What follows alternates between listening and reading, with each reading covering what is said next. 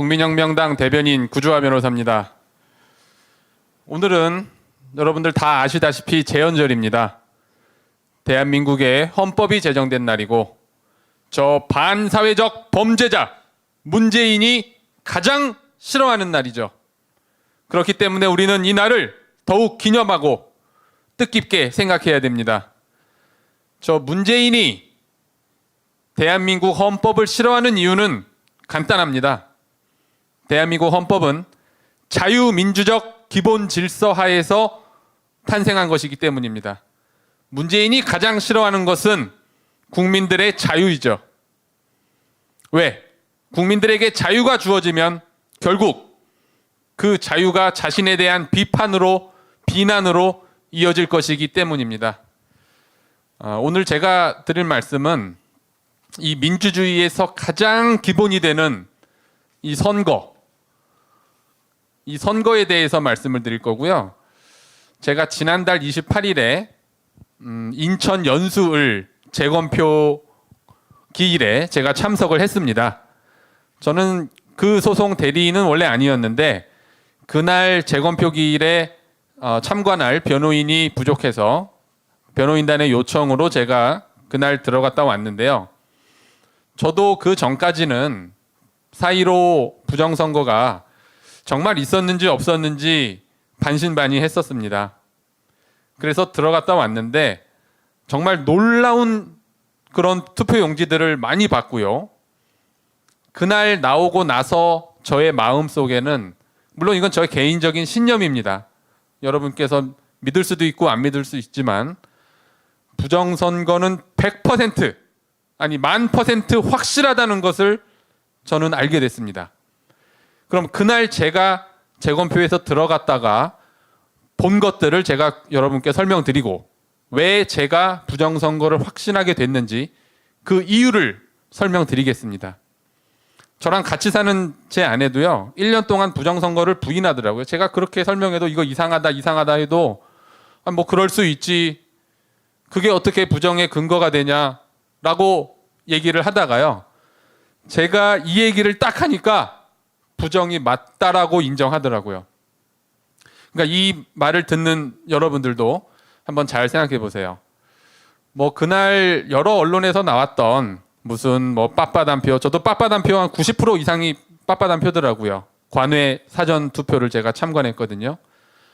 그리고 뭐 배춧잎 투표지도 저도 직접 봤습니다. 그리고 투표지 뒤에 뭐가 붙어 있는 거, 뭐 그 다음에 인쇄, 그 색깔 분량, 글씨는 다 검정색으로 써 있어야 되는데 그 중에 일부 획이 뭐 홍길동이다, 그럼 홍길동에서 동그라미 받침이 빨간색으로 돼 있는 이런 이상한 투표용지들이 많이 봤어요. 아니면은 길자에서 기역자가 빨간색, 녹색 이렇게 두 줄로 그어진 것도 있더라고요. 그 다음에 노란색도 있고. 되게 이상하죠. 근데 검정색 잉크로 되어져야 될 것이 빨간색으로 됐다고 해서 그게 부정이냐? 이렇게 확신하기는 좀 어렵단 말이죠. 그런데 이런 걸 계속 보다가 제가 한 가지 놀라운 사실을 발견했습니다. 그게 뭐냐면요. 자, 홍길동에서 홍자의 이응 받침이 빨간색으로 잘못되어 있는 투표용지가 약 한 20장 정도 봤는데요. 그 20장의 잘못된 투표용지가 연속적으로 나왔다는 겁니다. 연속적으로. 이걸 제가 직접 봤기 때문에 확실한 거예요. 그럼 이게 연속적으로 나올 수 있느냐, 우연히. 저는 절대로 그렇게 볼 수가 없습니다. 자, 관외 사전 투표는 투표용지를 투표자가 일일이 하나씩 받아서 투표를 한 다음에 우편 봉투에 넣어서 우표로 붙입니다. 각각 붙이죠. 붙이면 이것이 이제 개표소로 와서 도착을 해서 거기 공무원들이 개표를 할 때 봉투를 하나씩 다 까겠죠.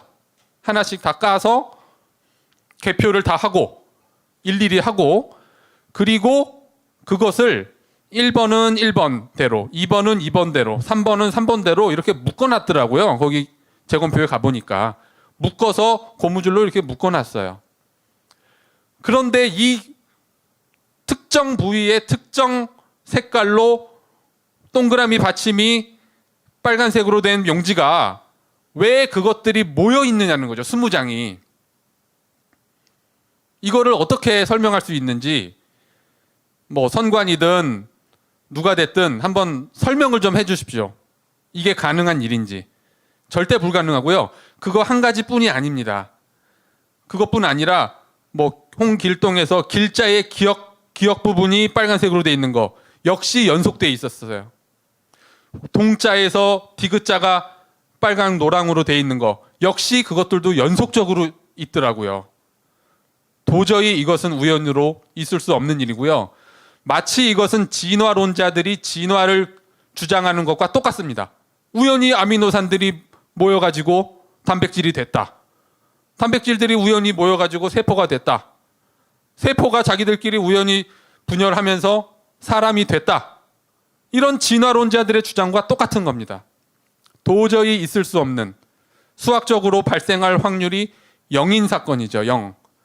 0인 사건은 발생할 수 없습니다.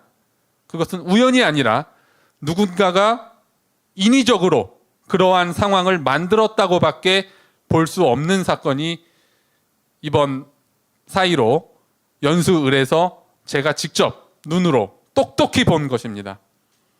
근데 이런 부분들이 많이 알려져 있지 않아서 제가 지난 너와라 방송에서도 뭐 유승수, 문수정, 고영일 변호사님과 얘기할 때 이 얘기를 드렸고요. 이거를 요약해서 이 시간에 말씀을 다시 한번 드린 겁니다.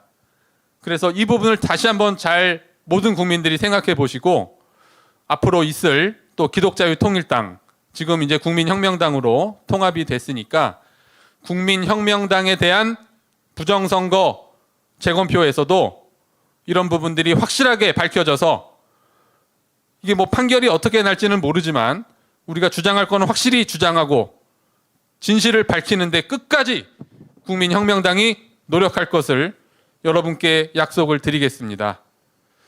그래서 부정선거는 뭐 주장하시는 분도 있고 반대하시는 분도 있지만 각자가 서로를 존중하면서 소송을 거는 것도 국민의 권리이자 자유입니다. 그리고 반대로 그렇게 생각하지 않는 것도 개개인의 자유이죠. 하지만 우리가 근거 없이 서로를 비난하지 말고 서로의 객관적인 증거를 보면서 이것을 합리적으로 판단해서 우리가 진리를 찾아가는 노력을 하면서 역시 이 민주주의와 우리 대한민국이 발전할 수 있는 계기가 될 것이라고 저는 확신합니다.